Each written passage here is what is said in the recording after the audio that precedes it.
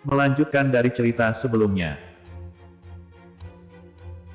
Di gurun pasir, niat membunuh yang kuat menyebabkan pasir beterbangan.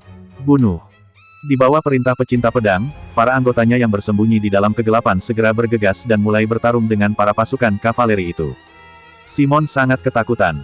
Dia terpaksa menyerang. Apa yang harus dilakukan? Di tengah pasir yang beterbangan, Simon menggertakkan gigi. Apalagi yang bisa ia lakukan saat ini, pertarungan telah dimulai. Simon segera mengambil keputusan.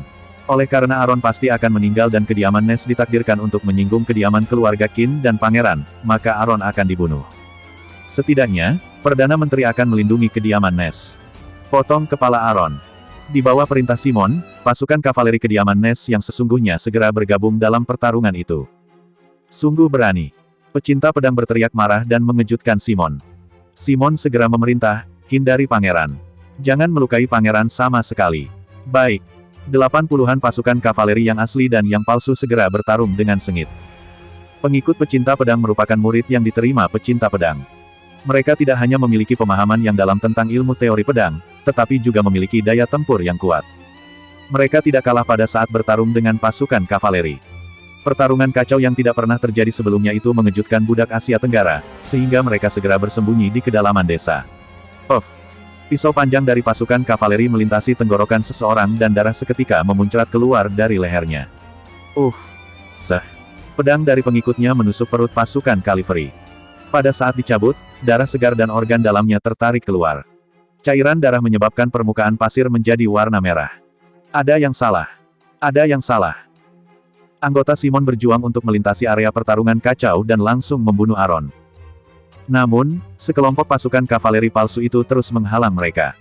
Mereka jelas memiliki kesempatan untuk menghampiri Aaron, tetapi pisau panjang itu hanya berfokus menebas pengikut pangeran saja. Setiap serangan pisau mengakhiri nyawa seseorang. Niat membunuh mereka sangat kuat. Sehingga pisau dan pedang memancarkan percikan api yang menyilaukan. Pangeran, hati, hati, teriak Simon. Omong kosong. Pecinta pedang berteriak sambil menghalangi pisau panjang itu. Menurutnya, Simon sedang mengejeknya. Pada saat bertempur, musuh mengingatkannya untuk berhati-hati. Sungguh konyol. Buruk. Buruk. Simon menoleh dan memerintahkan seseorang untuk segera kembali. Ia berkata, segera kembali dan lapor kepada Edric. Pecinta pedang ada di sini. Baik.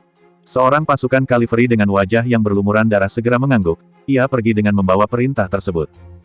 Terdengar suara kaki kuda dari kejauhan. Simon semakin ketakutan. Mengapa anggota kediaman keluarga Qin tiba pada saat ini? Berakhir. Semua akan berakhir. Sekelompok orang itu bahkan tidak ingin melawan pangeran. Apalagi anggota kediaman keluarga Qin. Kali ini, kediaman Ness maupun Perdana Menteri pasti akan dituduh menyerang raja dan kediaman keluarga Qin. Simon melirik Aaron sekilas.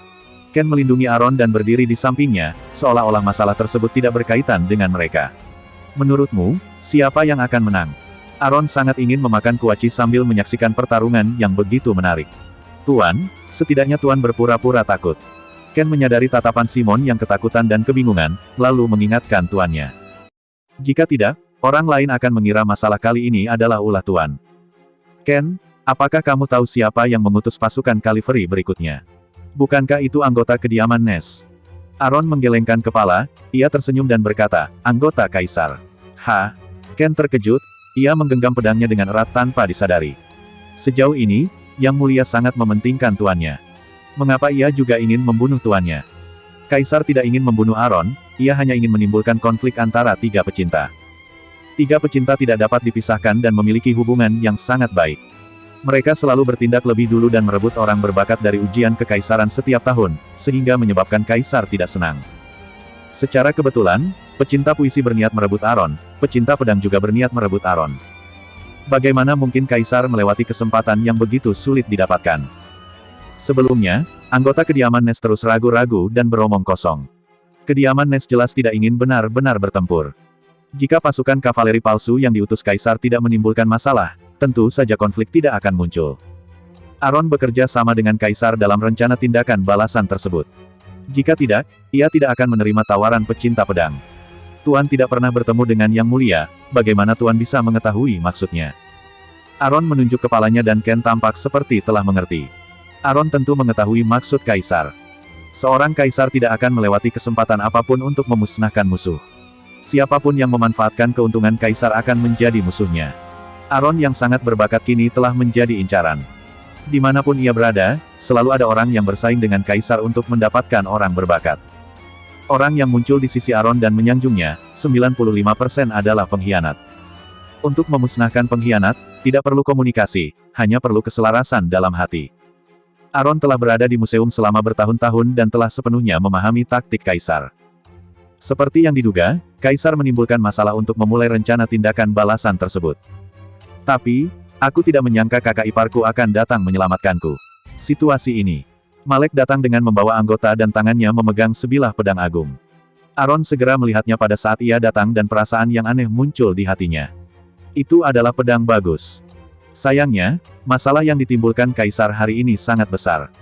Pasukan kavaleri yang diutus Kaisar memiliki daya tempur yang tahan lama. Dalam waktu kurang dari 10 menit, sebagian besar pengikut pangeran, alias pencinta pedang telah tepar di atas padang pasir. Jika benar-benar ingin bertarung dengan sekelompok orang yang berjuang itu, Malek tidak akan mampu. Pada akhirnya, Malek mungkin harus diselamatkan oleh Aaron. Saat melihat pasukan Kalivery dengan niat membunuh yang kuat dan jumlah utusan kediaman Ness yang di luar dugaannya, serta situasi yang kacau, Malek segera berteriak, "Aku adalah Malek dari kediaman keluarga Qin. Hentikan! Hentikan!" Saat mendengar ucapannya, pasukan Kalivery Kaisar segera menoleh dan menghampirinya dengan pisau panjang. Malek terkejut dan berkata, "Sungguh berani. Siapa yang memerintahkan kalian? Kalian bahkan berani ingin membunuh pangeran. Perintah dari Edric, siapapun yang menghentikan pembunuhan Aaron, mereka harus dibunuh tanpa ampun," kata pasukan Kalivery dengan nada dingin dan menyerangnya. "Ah, bukan dia." Simon sangat ingin memungkiri tuduhan tersebut. Namun, situasi peperangan sangat kacau dan suara pedang sangat menusuk telinga. Siapa yang dapat mendengar ucapannya? Apakah Perdana Menteri begitu sombong? Malek mengeluarkan pedangnya dan cahaya terang seketika menarik perhatian Aaron. Itu sungguh merupakan pedang bagus. Malek menggertakkan gigi, lalu memerintah, "Selamatkan pangeran dan menantu. Segera pergi dari sini." "Baik." Orang yang datang adalah seorang jenderal keluarga Qin, yang terlahir dari keluarga jenderal dan memiliki daya tempur yang sangat kuat. Simon menangis di dalam hati, ia kini menyinggung raja dan kediaman keluarga Qin pada saat yang sama. Sudahlah. Sudahlah. Bunuh Aaron saja. Setidaknya Perdana Menteri akan melindunginya. Para pasukan dengan peralatan yang lengkap dengan mudah menerobos pertahanan pecinta pedang. Meskipun anggota kediaman keluarga Qin telah datang, para pasukan Kalivery dapat menerobos garis pertahanan dengan mudah dengan mengandalkan kuda tempur yang kuat. Langit telah gelap. Pasir beterbangan dan menyebabkan penglihatan orang-orang menjadi kabur. Sebuah pisau panjang menyerang dengan cepat.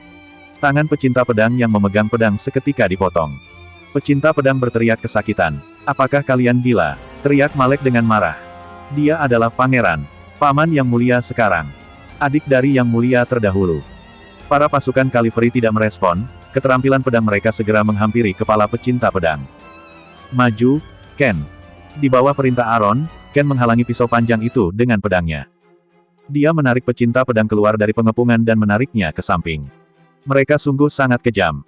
Mereka lebih memilih untuk membunuhmu daripada mengizinkan aku mendapatkanmu. Mata pecinta pedang memerah, ia menatap Aaron dan berkata, "Aku ingin mendapatkanmu. Aku tetap ingin mendapatkanmu. Meskipun aku harus mati." Selesai berbicara, ia menggertakkan gigi dan tampak mengambil keputusan yang sangat besar. Ia berteriak terhadap seorang pengikut. "Nyalakan sinyal darurat." Menyalakan sinyal darurat berarti meminta bantuan. Dia sedang meminta bantuan kepada Kaisar. Edric telah menerima kabar dari An Abyss. Pejabat Zhou berlutut di lantai dan menundukkan kepala dengan tubuh yang bergemetar. Terdengar suara yang agung berkata, "Pecinta pedang ada di sana." "Benar, benar. Malek juga berada di sana." "Benar." Tubuh pejabat Zhou gemetaran dan ia tidak berani mengangkat kepala.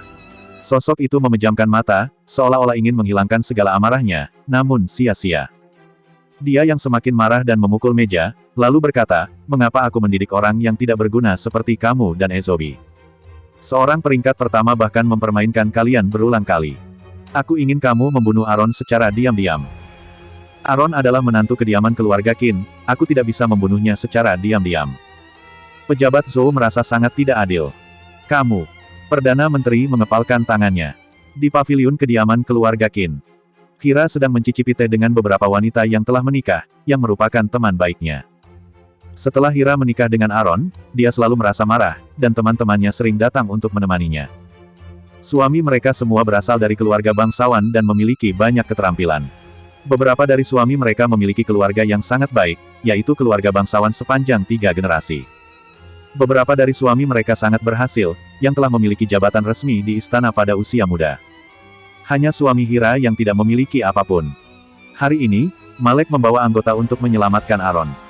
Wanita-wanita tersebut menggelengkan kepala saat melihat kondisi itu. Namun, demi menjaga martabat Hira, mereka menyimpan rasa hina mereka dan tidak bisa berkata-kata. Di tengah mencicipi teh, Hira kehilangan minat dan ia menangis. Seseorang segera menegurnya, "Hira, semuanya sudah terjadi, jangan pikirkan lagi." Sisanya segera mengangguk dan menunjukkan sikap bangga. Lagi pula, siapa yang dapat menerima untuk menikah dengan orang miskin seperti itu jika diri sendiri adalah nona keluarga jenderal? Sebelumnya, Hira memiliki kedudukan tertinggi di antara mereka. Setelah menikah dengan suami seperti itu, kedudukan dan reputasinya di kalangan wanita kaya berangsur-angsur menurun. Kakakku pergi menyelamatkannya dan aku sangat khawatir. Aaron adalah orang yang rendah, ia tidak layak diselamatkan kakakku. Ucap Hira dengan meneteskan air matanya. Padahal, kediaman keluarga Qin bersedia menyelamatkan Aaron secara sukarela, dengan pedang murni sebagai imbalannya.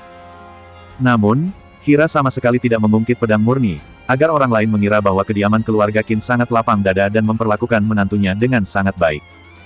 Kediaman keluarga Qin adalah keluarga bangsawan dan tentu akan menyelamatkan menantu yang sedang dalam kesulitan.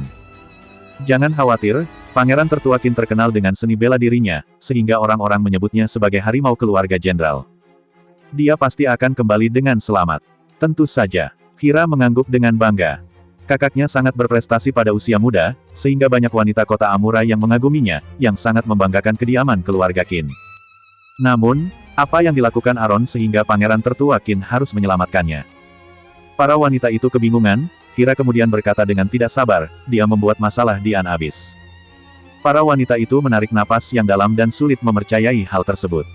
Budak Asia Tenggara sangat jahat dan dibenci orang-orang. Aaron hanya membawa seorang pengawal, tetapi ia malah pergi ke jurang gelap, yang memiliki lingkungan kacau. Itu merupakan tempat tinggal budak.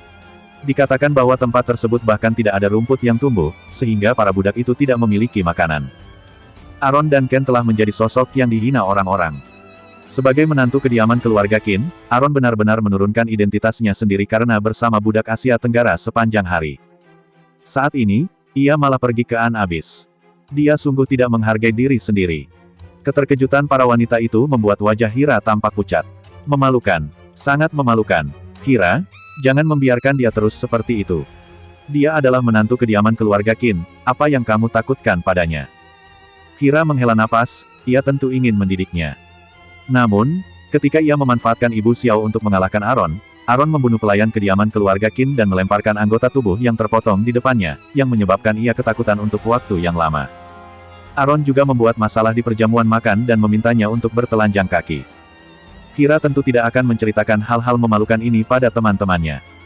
Saat melihat ia mengerutkan kening, para wanita kaya itu segera berbicara. Tidak perlu takut padanya. Dia tidak bisa dibandingkan dengan kediaman keluarga Qin. Lihatlah, ia menindasmu hingga menjadi seperti sekarang ini. Benar. Kamu didukung oleh keluargamu, mengapa masih takut kepada orang miskin sepertinya? Didik dia dengan baik, agar ia patuh padamu.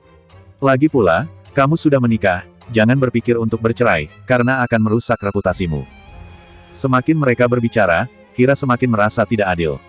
Dia berkata, aku tidak bisa mendidiknya, ia bahkan mengancam aku bahwa ia akan menceraikanku. Hira hanya berani menceritakan rahasia ini kepada teman baiknya.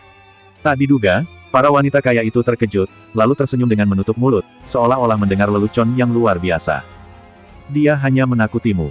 Dia akhirnya memiliki hubungan dengan kediaman keluarga Qin, bagaimana mungkin ia lepas tangan? Jika ia ingin naik pangkat di istana kekaisaran dengan cepat, ia tentu tidak bisa pergi dari kediaman keluarga Qin. Mengapa kamu takut padanya? Benar, ia hanya menakutimu saja. Kali ini, ia pasti akan kehilangan keberanian sebelumnya karena kakakmu menyelamatkannya dari An-Abyss. Ia akan mengerti bahwa pendukungnya hanya kediaman keluarga Qin. Pada saat itu, kamu harus mendidiknya, agar ia tahu kewajiban dari seorang menantu. Dia kini hanya mendapatkan peringkat pertama, tetapi ia memamerkan bakatnya dan menyinggung banyak orang.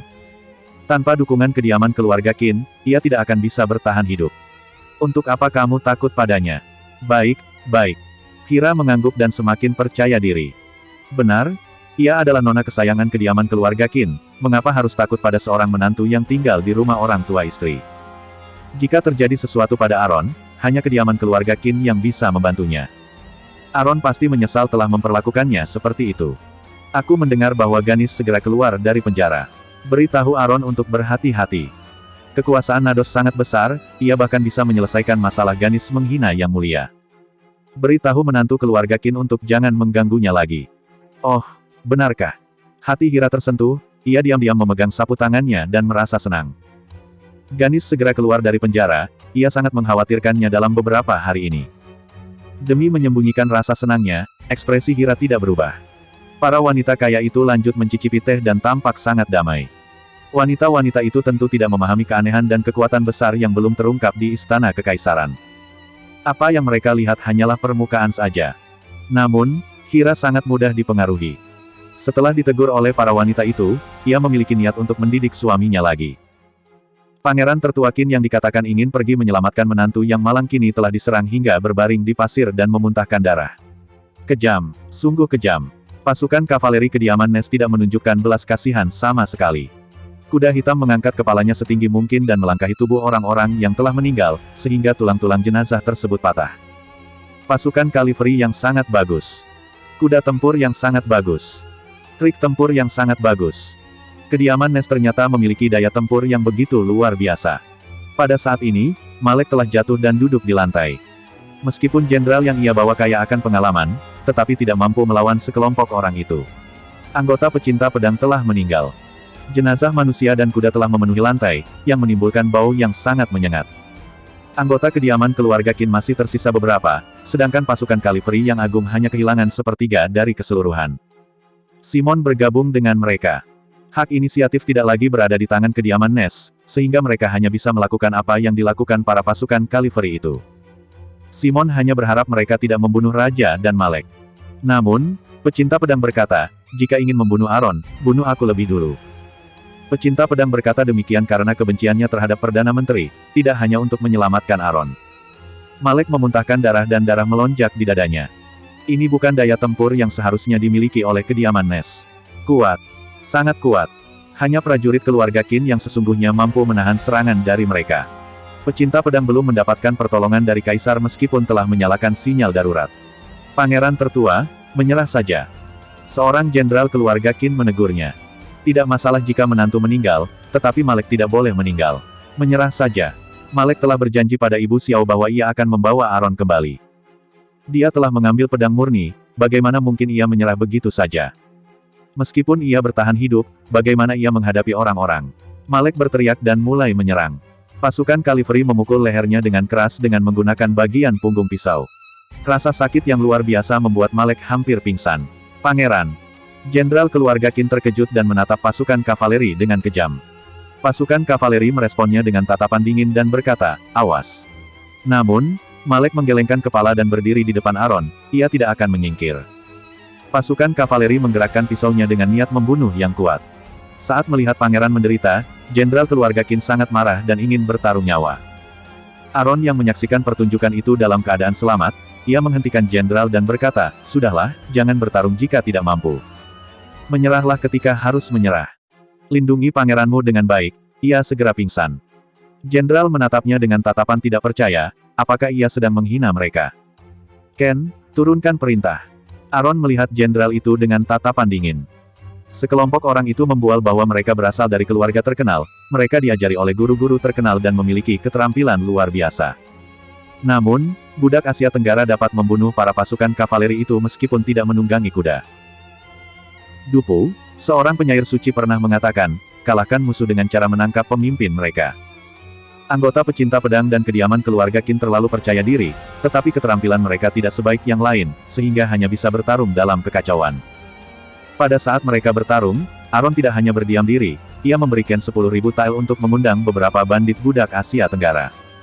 Jika berhasil membunuh seekor kuda, akan diberi 400 tael. 400 tael. Aron sungguh murah hati. Namun, pasukan kavaleri adalah anggota istana kekaisaran, kuda mereka bahkan lebih mulia daripada budak Asia Tenggara, sehingga budak Asia Tenggara tidak berani mengambil tindakan. Dikarenakan bala bantuan kaisar belum tiba, pecinta pedang yang sedang dalam keadaan mendesak itu segera berkata, "Lindungi aku dan Aron, maka kalian akan berjasa. Aku akan membebaskan kalian dari perbudakan. Berlaku bagi siapapun." Ken terkejut, ia kini mengerti apa maksud dari ucapan Aron untuk membawa budak Asia Tenggara keluar dari pengepungan. Bagi mereka, bebas dari perbudakan jauh lebih menarik daripada 400 tael. Mati tidak menakutkan. Terlahir sebagai budak adalah hal yang menakutkan. Menjadi budak selamanya adalah hal yang paling menakutkan. Bunuh. Dengan adanya janji dari pecinta pedang, budak Asia Tenggara yang kuat seketika mengeluarkan pedang yang telah dipersiapkan. Mereka bergegas menghampiri pasukan Kalivery. Simon terkejut, terjadi kerusuhan di jurang gelap. Ini bukanlah niat awal kediaman Ness. Simon ingin membunuh Aron untuk meredakan kekacauan sebelumnya. Mengapa kini menjadi semakin parah? Lah melihat Aron dan Aron tersenyum santai. Cahaya gelap yang terpancar dari mata Aron yang terlihat tidak berbahaya itu tampak dingin dan mendalam, yang sangat mengejutkannya. Itu bukanlah tatapan yang seharusnya dimiliki seorang sastrawan. Itu jelas merupakan tatapan seorang jenderal yang telah terbiasa bertarung dan menyusun strategi. "Budak yang tidak sadar diri," ujar pasukan kavaleri kaisar, kemudian mengayunkan pisau panjangnya. Simon segera maju dan berteriak terhadap pasukan kavaleri palsu itu, "Siapakah kamu?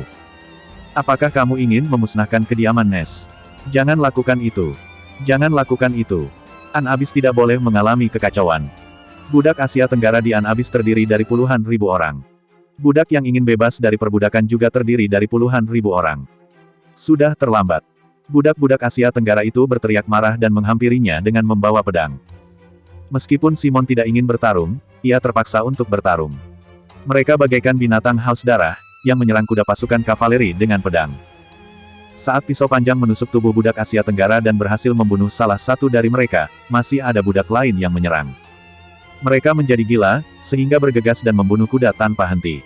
Kuda-kuda itu yang menginjak tanah An-Abis berulang kali dan menginjak para budak Asia Tenggara hingga meninggal. Orang-orang itu yang merasa tidak cukup saat melihat mereka terlahir sebagai budak. Orang-orang tersebut bahkan menghina dan menyerang mereka berulang kali, serta membunuh kerabat mereka. Mungkin karena terlalu lama memendam rasa benci atau karena bebas dari perbudakan terlalu menggoda, budak Asia Tenggara yang terlahir kuat itu bertindak dengan sangat kejam. Mereka menyerang kuda terlebih dahulu, kemudian pasukan kavaleri menjadi sasaran mereka. Pasukan kavaleri yang kehilangan kuda segera menjadi lemah. Di bawah perintah pecinta pedang, budak Asia Tenggara menyerang tanpa rasa takut. Aron menyaksikan adegan tersebut dari samping. Benar, mereka semua terlahir sebagai pejuang. Ken dan Daniel bukan pengecualian. Meskipun orang-orang tersebut tidak sebagus Ken, tetapi bakat bawaan mereka jauh lebih baik daripada prajurit biasa. Kedatangannya benar. Pada saat ini, tiba-tiba terdengar suara yang mengejutkan. Bala bantuan kaisar telah datang. Terlihat sebuah bendera kuning berkibar di tengah angin kencang dan terdengar suara kaki kuda. Simon terkejut, anggota kaisar datang lebih cepat daripada bala bantuan Perdana Menteri. Bala bantuan yang datang merupakan pengawal kekaisaran. Pemimpin mereka merupakan Gary yang pernah dijumpai Aron. Di malam Gary membunuh Justin, ia tidak memilih untuk membunuh Daniel. Kini, Daniel berada di sisinya, ia memegang pisau Yanyu yang agung untuk melindungi Gary. "Hentikan, mundur." Di bawah kepanikan, Simon memerintahkan anggotanya untuk mundur. Di bawah perintah Gary, pengawal kekaisaran menarik busur dan menembakkan anak panah, serta membunuh semua pasukan Kalivery utusan kaisar. Tindakan mereka yang cepat dan sempurna itu mengejutkan Aron. Tidak heran mengapa pasukan kavaleri kaisar begitu berani, ternyata mereka melaksanakan misi kali ini dengan identitas sebagai prajurit sedia mati. Dengan demikian, kematian mereka tidak dapat dibuktikan. Dengan demikian, kediaman Ness dan Perdana Menteri tidak akan bisa menghindari tuduhan dari masalah tersebut. Aron memberi isyarat, Ken kemudian mengangkat tangan dan berteriak, "Hentikan pertempuran ini." Awalnya, Aron mengira bahwa budak Asia Tenggara yang bertarung sampai tidak terkendali itu tidak akan patuh, tak disangka, setelah ucapan Ken terlontar, semua budak Asia Tenggara segera mundur dan berdiri di belakang Aron dan yang lainnya. Dengan ketaatan seperti itu, mereka layak terlahir sebagai pejuang. Gary melihat mayat-mayat di lantai, lalu melihat Aron sekilas. Dia kemudian memberi hormat kepada pecinta pedang dan berkata, "Kota Amura telah menerima sinyal darurat dari pangeran. Yang Mulia memerintahkan aku untuk menjemput pangeran kembali ke istana.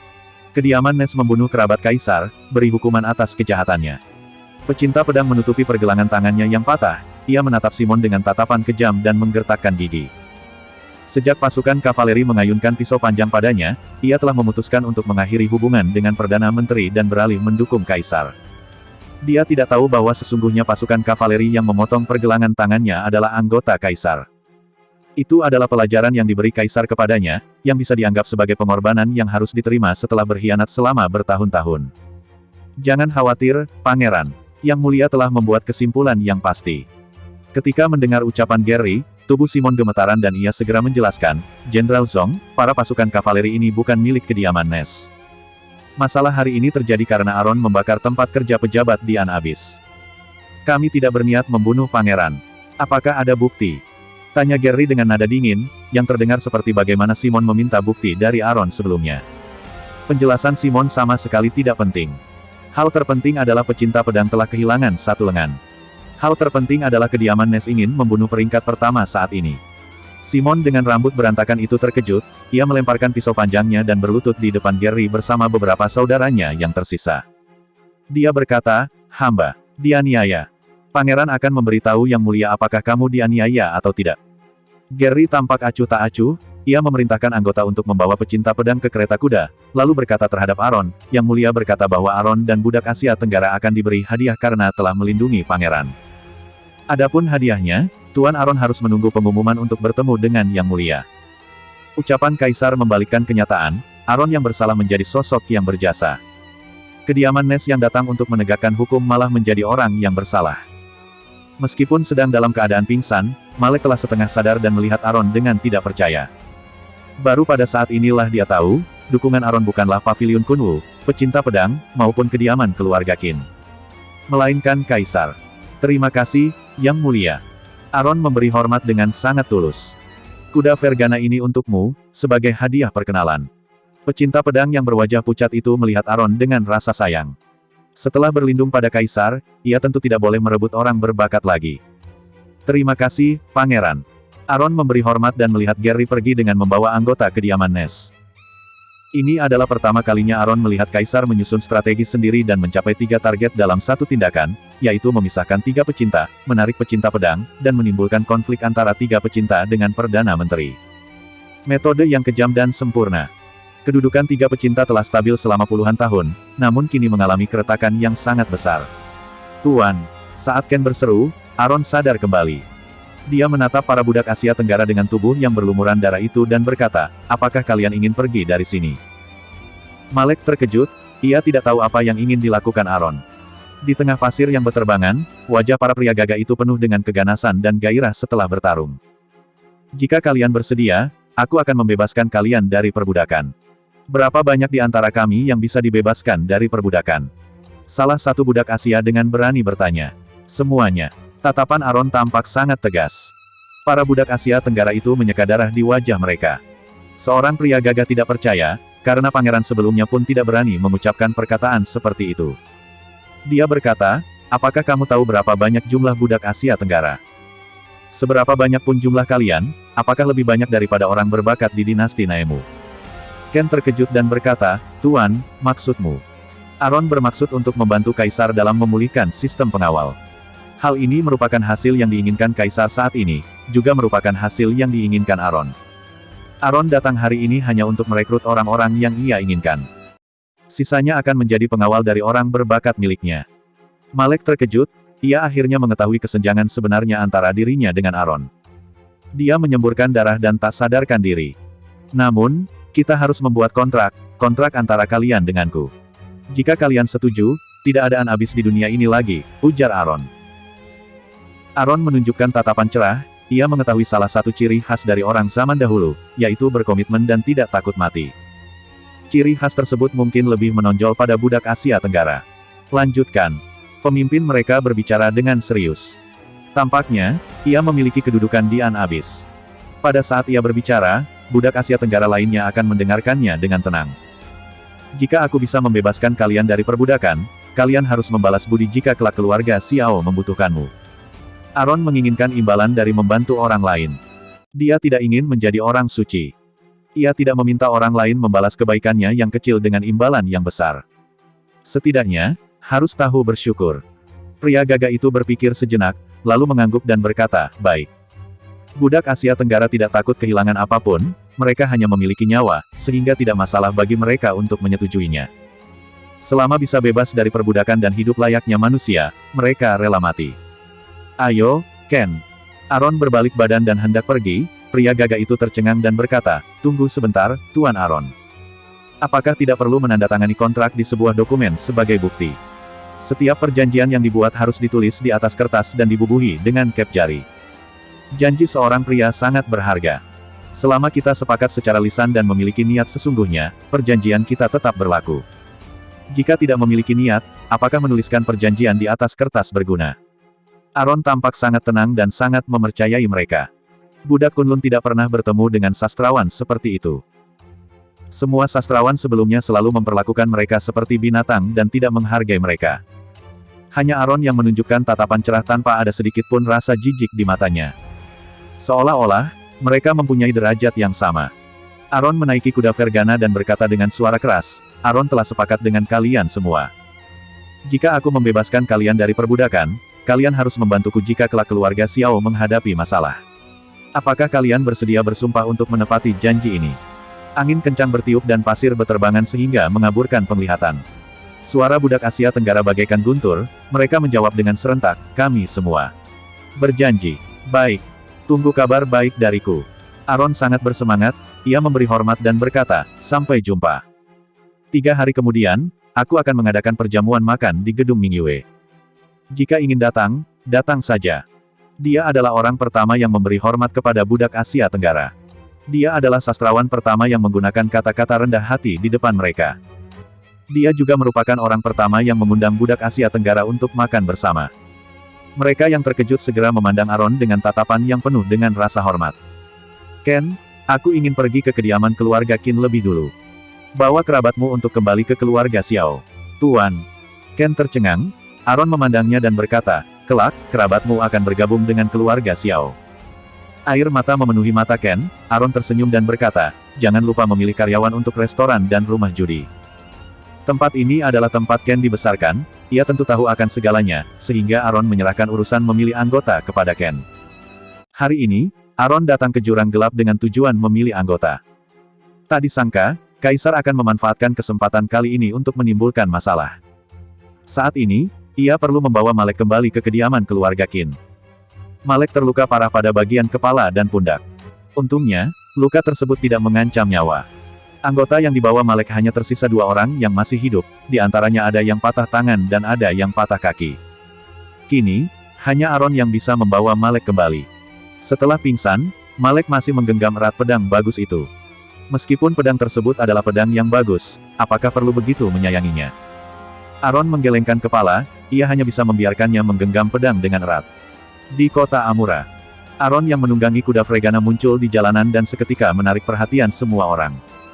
Alasan pertama yaitu kuda tersebut adalah kuda yang sangat bagus. Alasan kedua yaitu apakah Aaron adalah pemilik kuda tersebut. Alasan ketiga yaitu orang yang bersandar di belakang Aaron tampak seperti wayang dengan tali yang putus. Orang-orang di jalanan tidak mengenal siapakah orang itu. Mereka sangat penasaran dan menebak apakah orang itu masih hidup atau tidak. Kedua orang yang berlumuran darah itu sangat menakutkan. Darah di badan mereka telah mengering, bau darah yang menyengat tidak dapat disembunyikan. Semua orang segera menutup hidung. Apakah menantu kediaman keluarga Qin mengalami masalah besar? Di kediaman keluarga Qin. Pada saat Aaron tiba di pintu utama, pelayan yang telah lama menunggu kepulangan pangeran tertua tercengang, mengapa menantu kembali sendiri? Di manakah pangeran tertua? Di antaranya, seorang pelayan segera melaporkan kabar tersebut.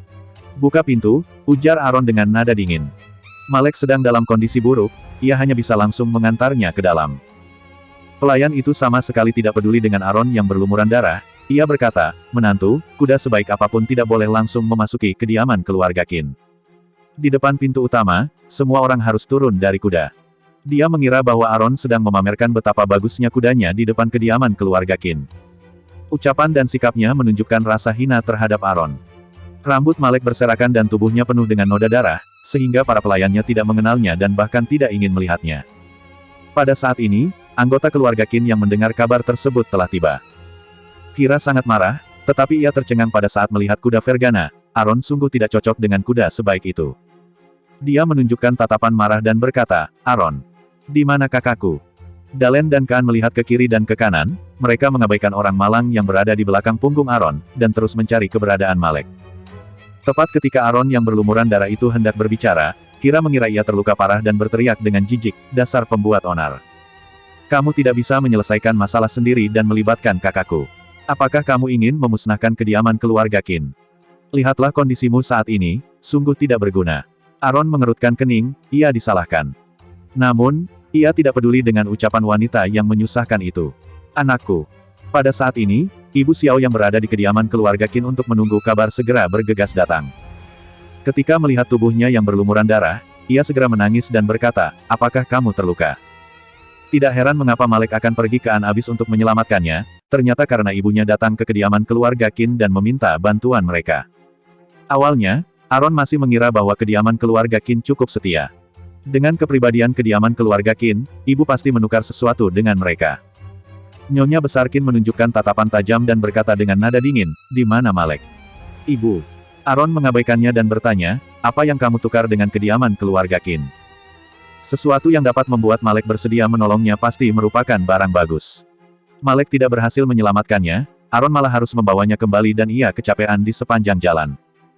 Bagaimana mungkin Aaron membiarkan kediaman keluarga Qin mengambil keuntungan seperti itu? Sebelum Ibu Xiao menjawab, Kira melangkah maju dan berteriak, "Aaron. Aku sedang bertanya, di mana kakakku? Bertanya. Tunjukkan sikap bertanya ketika ingin bertanya." Aaron tampak acuh tak acuh. Dalen kemudian memohon dengan lemah, ia berkata, "Kakak ipar. Beritahu kami, di mana kakak kami?" Inilah sikap yang harus ditunjukkan saat bertanya. Aaron mengikat Malek di belakang punggungnya dengan tali, sehingga pundaknya terasa pegal. Ia kemudian menggerakkan pundaknya dan berkata, "Nah, bukankah ini dia?" Kepala Malek terjatuh, penampilan aslinya sulit terlihat dari wajahnya yang penuh dengan noda darah. Semua orang terdiam. Para pelayan itu terkejut hingga membuka mulut selebar mungkin. Tongkat Nyonya Besar Qin hampir jatuh. Kira tercengang, mengapa menjadi Aaron yang membawa kakaknya kembali? "Mengapa kalian masih tercengang? Segera turunkan pangeran tertua," ujar Nyonya Besar Qin dengan panik setelah sadar kembali. Tak disangka, mereka dihentikan oleh Aaron. Dia terluka parah, sehingga tidak bisa dipindahkan, hanya bisa masuk secara langsung. Apakah peraturan mengenai turun dari kuda di depan pintu utama boleh dilanggar dengan mudah? Hal ini berkaitan dengan martabat kediaman keluarga Qin. Nyonya Besar Qin menggenggam tongkat dengan erat. Melihat kondisi tersebut, Aaron berpura-pura ingin melepaskan tali dan menurunkan Malek. Ia berkata, "Tidak masalah jika tidak boleh masuk. Lagi pula, bukan aku yang sekarat." Semua orang terkejut dan segera menghentikannya. "Tunggu. Tunggu." Nyonya Besar Qin tidak memiliki pilihan lain, ia berkata, "Masuk dari pintu samping." "Masuk dari pintu samping. Kudaku hanya melewati pintu utama." Aaron menunjukkan ekspresi dingin. Anggota keluarga Qin terkejut, mereka akhirnya tahu bahwa Aaron sengaja mempersulit mereka. "Kamu!" teriak Hira. Wajahnya memerah dan tampak semakin cantik. Dia berkata, "Aaron, apakah kamu tahu batas?" Tidak hanya kuda yang melewati pintu utama, anggota keluarga Xiao juga hanya melewati pintu utama. Aaron tampak serius, ia tidak mengizinkan anggota keluarga Qin menolak permintaannya. Tanpa harus ditebak, ia juga tahu bahwa ibunya pasti dihina pada saat meminta bantuan kediaman keluarga Qin. Kini, dia yang membawa Malek kembali, anggota keluarga Qin tentu harus merendahkan hati di depannya. "Cucuku." Nyonya Besar Qin menyeka air mata. Kondisi Malek saat ini sangat buruk, ia tentu tidak bisa menerimanya dengan cara apapun. Dia mengangkat tangan dengan tidak berdaya dan berkata, "Izinkan menantu masuk." Ekspresi para pelayan yang mengejek Aaron sebelumnya seketika berubah drastis dan terpaksa membuka pintu. Suara langkah kaki kuda sangat jelas. Aaron duduk di atas kuda yang tinggi dan memasuki kediaman keluarga Qin di bawah tatapan kaget semua orang. Dia menegakkan dada dan terlihat agung seperti jenderal yang kembali dengan kemenangan. Sedangkan Malek adalah sosok yang gagal, kepalanya terayun dan ia sama sekali tidak berdaya. Kira hampir menangis, apakah kakaknya akan meninggal? Melihat kondisi tersebut, Nyonya Besar Qin sangat panik, ia mengetuk lantai dengan tongkatnya dan berkata, "Segera panggil dokter." Baik. Anggota kediaman keluarga Qin sangat panik, seperti prajurit yang kepanikan di medan perang. "Ibu, anakmu baik-baik saja." Ibu pulang terlebih dahulu, jangan berdiam diri di kediaman keluarga Qin. Baik, Ibu Xiao mengangguk. Di bawah kondisi kediaman keluarga Qin saat ini, Aaron tidak bisa pergi. Bagaimanapun, ia adalah menantu kediaman keluarga Qin. Ibu Xiao berkata, rawat pangeran tertua Qin dengan baik. Siapa yang mengatakan bahwa aku tetap di sini untuk merawatnya? Lalu, Ibu, apakah pedang yang dijadikan Malek sebagai harta karun itu adalah milik keluarga Xiao? Aaron menebak. Dia hanya pernah melihat Malek menggunakan pedang Jinghong. Pedang tersebut baru muncul hari ini, yang memberi rasa asing dan familiar kepadanya. Ibu Xiao mengangguk dan berkata, itu adalah pedang ayahmu, yang bernama Pedang Murni. Pedang Murni, salah satu dari 10 pedang terkenal di Lamusa kuno. Pedang tersebut pasti juga berasal dari Paviliun Kunwu. Itu adalah pedang ayah, bagaimana boleh diberikan kepada kediaman keluarga Qin? Saat kediaman keluarga Qin sedang dalam kekacauan, Aaron memanfaatkan kesempatan tersebut untuk mengantar Ibu Xiao keluar. Jika kediaman keluarga Qin tidak mengetahui dengan jelas mengenai cedera Malek hari ini, mereka pasti akan membuat masalah di keluarga Xiao. Daripada membiarkan mereka membuat masalah di keluarga Xiao, lebih baik Aaron tetap di sana dan menjelaskan kepada mereka secara pribadi. Dokter-dokter terbaik di kota Amura segera tiba di kediaman keluarga Qin, dan segera bergegas menuju halaman Malek. Semua orang mengabaikan Aaron. Ia berdiri dengan seluruh tubuh yang berlumuran darah. Para pelayan yang melewatinya juga tidak menganggapnya. Konsentrasi anggota keluarga Qin hanya tertuju pada Malek dan sangat mengkhawatirkannya. Aaron merasa senang atas kebebasannya, ia kembali ke halaman tempat ia tinggal sebelumnya. Para pelayan yang berada di halaman itu sangat bosan. Setelah Aaron tinggal di luar, mereka menjadi sangat santai dan sangat malas. Mereka menjadikan diri sendiri sebagai pemilik halaman tersebut. Mereka mengobrol, meminum arak, berjudi, bermain kartu, dan sangat bersenang-senang. Kediaman keluarga Qin kini sedang dalam kekacauan. Oleh karena halaman tersebut cukup jauh, mereka tidak mendengar apapun. Saat Aaron kembali, ia melihat mereka sedang bersenang-senang. Ketika seorang pelayan laki-laki melihat Aaron berdiri di pintu halaman, ia hampir tidak mengenalnya dan berkata, "Mi, menantu. Rebus air, aku ingin mandi." Aaron berkata dengan santai. Para pelayan laki-laki dan perempuan itu terkejut, mengapa menantu tiba-tiba kembali. Seluruh tubuhnya bahkan berlumuran darah. Mereka saling melihat satu sama lain dengan tatapan jijik di mata mereka. Mereka mendengar bahwa hari ini pangeran pergi menyelamatkan menantu. Apakah menantu tidak sanggup hidup di luar dan akhirnya kembali ke kediaman keluarga Qin? Para pelayan mengetahui kehebatan menantu. Pada saat pelayan-pelayan sebelumnya dibunuh, mereka sangat ketakutan dan khawatir jika menantu akan bertindak kejam terhadap mereka. Mereka tidak berani mengungkapkan perasaan hina di dalam hati, mereka segera menuruti perintahnya dan mulai menyiapkan air hangat untuk Aaron mandi. Aaron mengganti pakaiannya yang berlumuran darah dan mandi dengan senang. Kaisar mungkin akan bertemu dengannya dalam beberapa hari ini, ia harus menjaga kerapian. Menantu, Nona telah datang. Pada saat Aaron sedang membersihkan lengannya, seorang pelayan laki-laki melapor dari luar. Biarkan dia menunggu di luar. Nona berkata. Tepat ketika pelayan laki-laki hendak berbicara, Hira yang sedang marah tidak lagi menjaga citra sebagai seorang nona keluarga kaya, ia langsung menendang pintu dan masuk. Kakaknya telah terluka parah, mengapa Aaron masih berani bersembunyi? Apa yang dikatakan sahabat-sahabatnya itu benar, ia harus mendidik Aaron. Dia masuk dengan tegas, lalu mengangkat tangan dan ingin menamparkan Aaron. Tak disangka, dia seketika menghentikan dirinya pada saat melihat Aaron sedang mandi. Aaron menjadi jauh lebih kuat, tubuhnya memancarkan cahaya yang seharusnya dimiliki oleh pria. Aaron yang sedang duduk di dalam bak mandi itu menatapnya dengan tenang dan berkata, "Kamu sungguh antusias, apakah ingin mandi bersama? Karena kamu sudah datang, aku tidak akan sungkan lagi. Ayo mandi bersama." Hira tidak menyangka akan terjadi adegan tersebut. Wajahnya memerah dan ia berteriak. Lalu melompat langsung keluar. Aaron kebingungan, ia hanya melihat bagian atas tubuhnya, mengapa wajahnya memerah seperti itu. Tampaknya, Hira sangat polos. Wanita zaman kuno sungguh tidak berwawasan. Dia meraba otot yang perlahan tumbuh di lengannya dan mulai mengagumi diri sendiri. Pelayan laki-laki itu segera menutupi pintu. Hira melampiaskan amarahnya terhadap pelayan laki-laki tersebut dengan menamparnya dan berkata, "Bodoh. Mengapa kamu tidak menghentikanku? Hamba bersalah, hamba bersalah." Pelayan laki-laki itu segera meminta maaf. Aaron mendengus dingin, tindakan wanita sungguh tidak masuk akal. Sebelumnya, Hira masih berpura-pura murah hati dan sopan.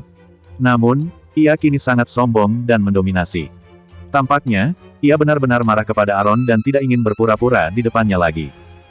Aaron sengaja mandi dengan lambat, ia membersihkan diri sendiri berulang kali dan menambah air panas berulang kali, agar Hira lama menunggunya.